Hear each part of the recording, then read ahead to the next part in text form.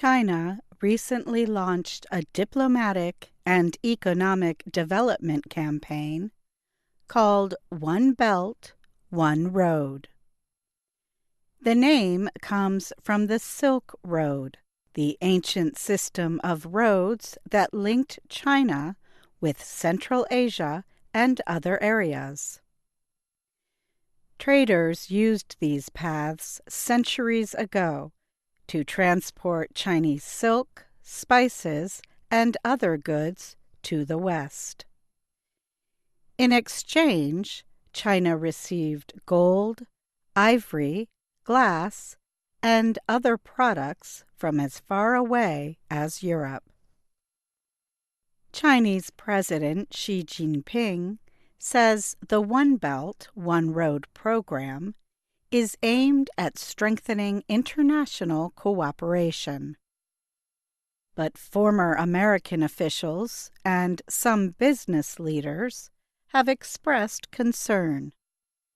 They say China is not as interested in opening up to foreigners as it claims.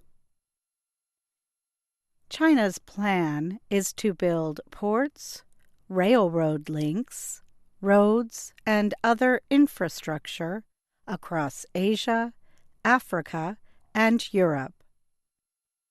The Reuters news agency reports the project is depending heavily on two lenders, the China Development Bank and the Export-Import Bank of China.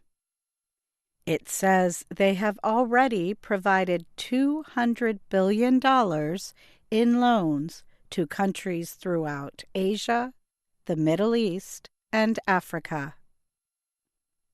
At a recent conference in Beijing, President Xi described the effort as a win-win situation for the countries and companies involved in the project. But some Americans are questioning China's true goals.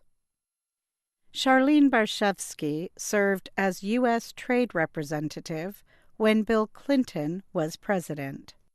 China that has stopped the process of economic reform and opening, and that instead has put in place a spate of measures that are zero-sum, they're highly mercantilist, and discriminate against U.S. and foreign companies.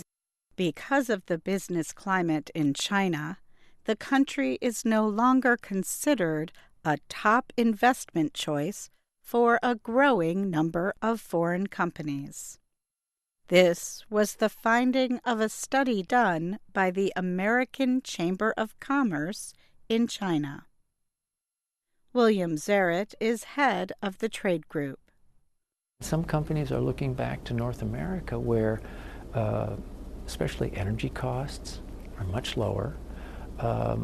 Perhaps labor is not that great a factor in their manufacturing product, and rule of law and transparency are the name of the game. Observers note that China no longer depends on foreign technology and investments as it once did. For that reason, they say, Chinese officials are less concerned about companies leaving the country. But some critics say China still may pay a price for shrinking investment because of the government's policies. Ted Moran studies economic issues for the Peterson Institute for International Economics.